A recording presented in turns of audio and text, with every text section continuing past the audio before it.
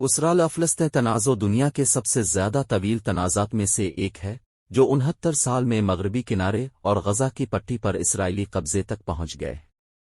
ساتھ اسرائیل فلسطین امن عمل کے ایک حصے کے طور پر تنازع کو حل کرنے کے لیے مختلف کوششیں کی گئی ہیں۔ 9 اسرائیل فلسطین تنازع فلسطین میں یہودیوں کے وطن کے دعووں کے عوامی اعلانات نے خطے میں ابتدائی تناؤ پیدا کیا۔ اس وقت خطے میں یہودیوں کی ایک چھوٹی سی اقلیت تھی، حالانکہ یہ یہودیوں کی اہم امیگریشن کے ذریعے بڑھ رہی تھی۔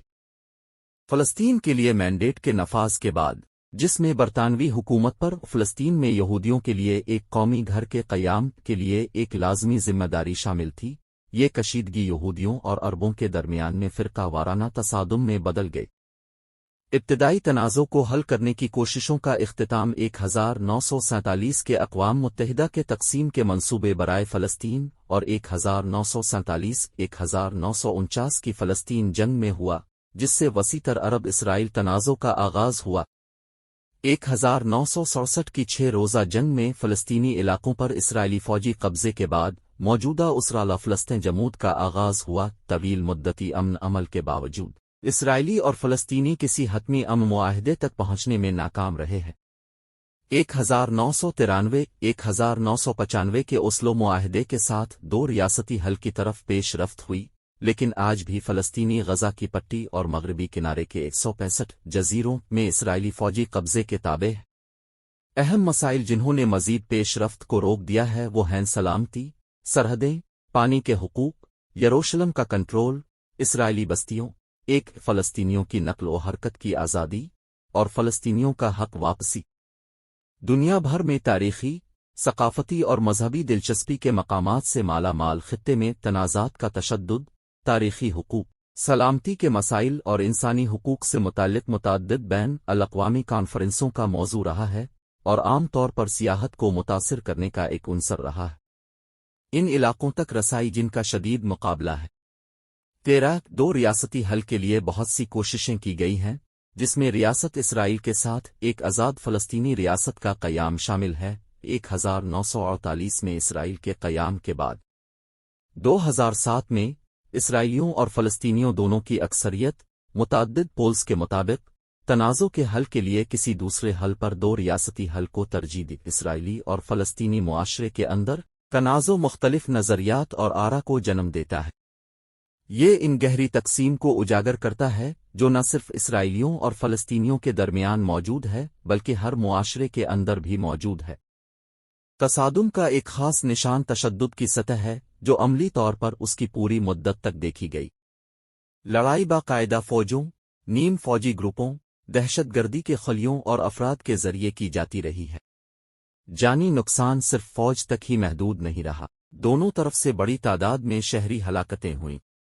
اس تنازع میں نمایاں بین الاقوامی اداکار ملوث ہیں۔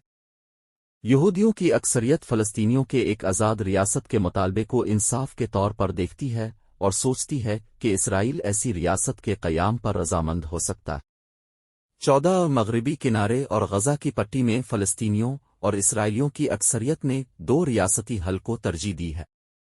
15-16 باہمی عدم اعتماد اور اہم اختلافات بنیادی مسائل پر گہرے ہیں، جیسا کہ ایک حتمی معاہدے میں ذمہ داریوں کو برقرار رکھنے کے دوسرے فریق کے عزم کے بارے میں باہمی شکوک و شبہات ہے۔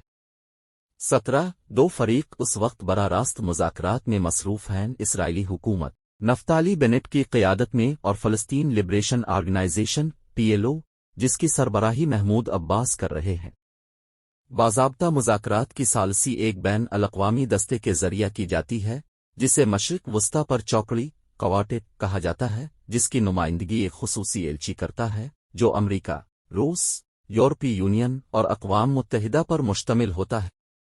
عرب لیگ ایک اور اہم کردار ہے جس نے ایک متبادل امن منصوبہ تجویز کیا ہے۔ مصر، جو عرب لیگ کا بانی رکن ہے، تاریخی طور پر اس کا کلیدی شریک رہا ہے۔ اردن 1988 میں مغربی کنارے پر اپنے دعوے سے دستبردار ہونے اور یروشلم میں مسلمانوں کے مقدس مقامات پر خصوصی کردار ادا کرنے کے بعد بھی اس میں کلیدی شریک رہا۔ 2006 کے بعد سے فلسطینی فریق 2 بڑے دھڑوں کے درمیان میں تصادم کی وجہ سے ٹوٹ گیا ہے۔ فتح، روایتی طور پر غالب پارٹی اور بعد میں اس کا انتخابی حریف، حماس، जो एक अस्करी तंजीम के तौर पर भी काम करती है। 2006 में हमास की इंतखाबी फतह के बाद क्वार्टेट ने फ़लस्तीनी नेशनल अथॉरिटी पा के लिए मुस्तक़बिल की गैर मुल्की इमदाद को मुस्तक़बिल की हुकूमत के अदम तशद्दुद, रियासत इसराइल को तस्लीम करने और साबिता मुआहिदों की कबूलियत पर मशरूत किया। हमास ने इन मुतालिबात को मुस्तरद कर दिया 18, जिसके नतीजे में क्वार्टेट ने अपने गैर मुल्की इमदादी प्रोग्राम को मुअत्तल कर दिया और इसराइलियों की तरफ से इक्तिसादी पाबंदियां आयद कर दें। 19 और एक साल बाद जून 2007 में हमास के गजा की पट्टी पर कब्जे के बाद सरकारी तौर पर पीए के तौर पर तस्लीम शदा इलाका मगरबी किनारे में फतह और गजा की पट्टी में हमास के दरमियान में तकसीम हो गया। पार्टियों के दरमियान में हुक्मरानी की तकसीम के नतीजे में पीए की दो तरफा हुक्मरानी के खात्मे का नतीजा निकला। ताहम 2014 में फतह और हमास दोनों पर मुश्तमिल फ़लस्तीनी इत्तेहाद की हुकूमत तश्कील दी गई। अमन मुज़ाकरात का ताज़ा तरीन दौर जुलाई 2013 में शुरू हुआ और 2014 में मुअत्तल हो गया। मई 2021 में बढ़ती हुई कशीदगी के दरमियान 2021 उसराल फ़लस्तीन का बहरान मुजाहिरों के साथ शुरू हुआ, जो गजा से रॉकेट हमलों और इसराइल के फ़िज़ाई हमलों में बढ़ गया।